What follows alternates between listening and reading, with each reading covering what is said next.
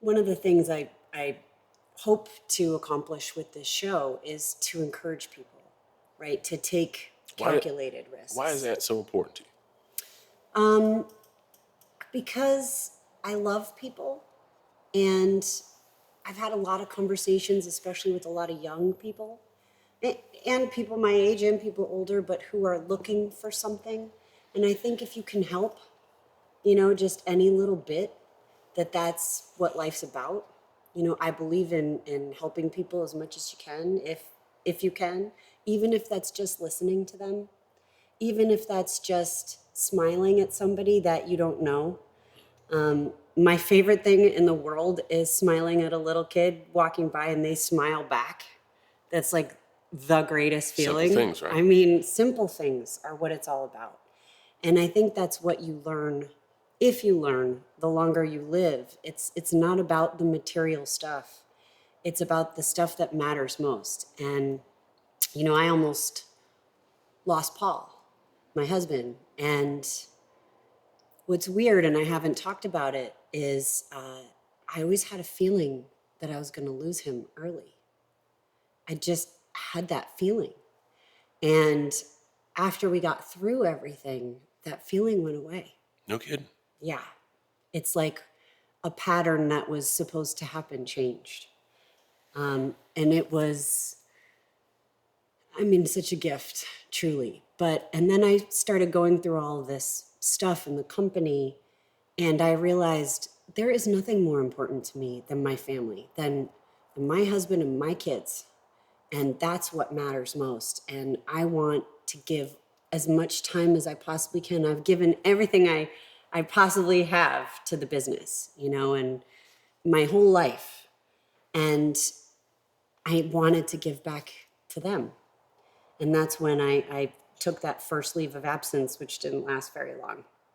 Um, but I knew what mattered, and I know what matters now. And I believe that love is what life is all about. And if you can help somebody in any way, I think that is what it's all about. It's about giving back. And I've had a lot of blessings in my life. I consider myself very, very, very, very, very, very blessed. And I'm so grateful. And any amount that I can give back, that's what I want to do if I can. I'm certainly not perfect. I'm sure I've hurt people's feelings along the way. I'm sure I've said something to somebody, but that's what I love about, yeah, that's what I love about doing this. And so I like, when you think about very successful people, however you define success, what have they gone through and how did they overcome it? Because those life lessons are helpful for people. They're entertaining, hopefully, in terms of the stories that you're telling, but they're real life lessons. Taking calculated risks, never giving up, hustle, loyalty, respect, all of these things that I believe are intrinsic to you as a person that you then put through your character. And you can correct me, where I'm wrong.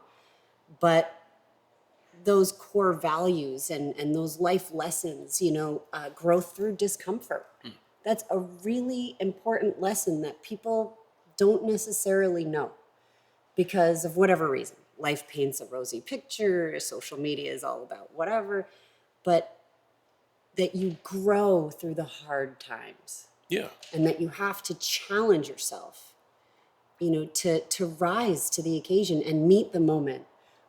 I'm a little bit different. I wake up in the morning and I say, okay, you've got to earn your day.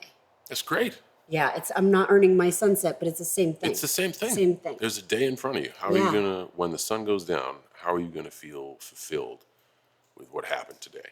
Yep. And that doesn't happen every day. And the days that it doesn't happen, I'm just saying I don't waste that day. I'm like, I don't feel right. Why? And then that can be a level of discomfort because that's sometimes a hard question to ask because you have to be critical of yourself. But it can help get you on the right track. Is it ever okay to be lazy and Netflix Sure is. and chill and eat Sure a is. lot of pizza and ice cream? Sure is. Because I think it's okay to kind of explore most anything you'd want as long as you are accountable for that expedition. Can you explain? How are you going to realize what you do and don't love in life? You said my family, my husband, my kids, and my family that's my life. I think a lot of things led to you to get to that destination. That's just my perspective. I think one of the things was the thing that you shared about almost having lost a piece of that puzzle. And that made you realize, like, oh, more of my energy needs to go here. Mm-hmm. I was running on this treadmill at full speed and doing excellent.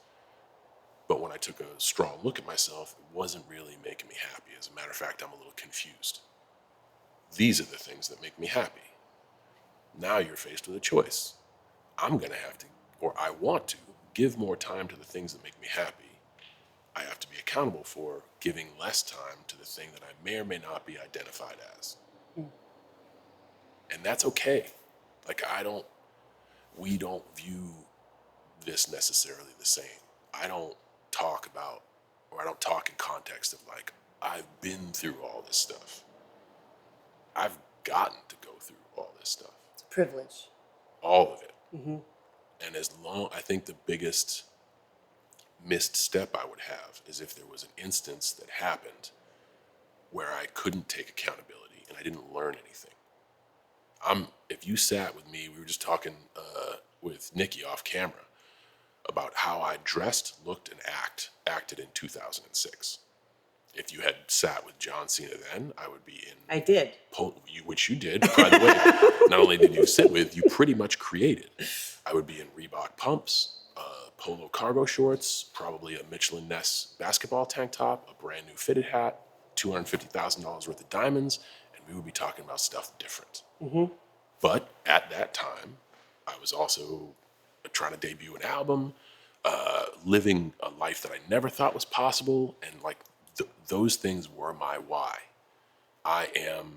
If you asked me what I was born to do, my response in 2006 would be, I am a WWE superstar. It is what I was born for.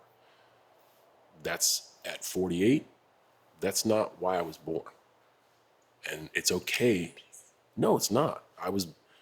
Like the forever question of why are we all here? Mm-hmm. That's some real deep stuff. Yeah. We're so insignificant. Like, honestly, none of it matters. We're logging all this stuff. There's people giving their time and effort. None of it matters. It's finding beauty in that and then being okay with it and making those things significant. Making a conversation between two friends a meaningful experience. I was so looking forward to today. Like, you have been in my life and involved in my life in places where I needed you. You've told me exactly what I needed to hear.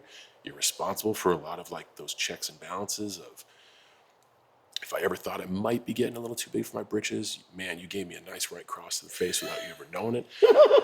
But in the same vein of you wanting to spread happiness and joy, what I really needed somebody to be like, awesome. And I'm happy for you. When I was able to have a shed of vulnerability and share things with you specifically. And we've known each other for a lot of times. We haven't had many like hangs. We haven't. It's brief. It's like little Moments. flashes, but man, we're talking about a bunch of stuff, but that also, it doesn't need to be quantity of time as long as it's quality. You have been a mentor in my life with all the things that you've shared and allowed me to learn from. Every single thing you've said, I've never not learned from. And some of those have been comments of reinforcement, and some have been criticism. And I've learned from all of them. But I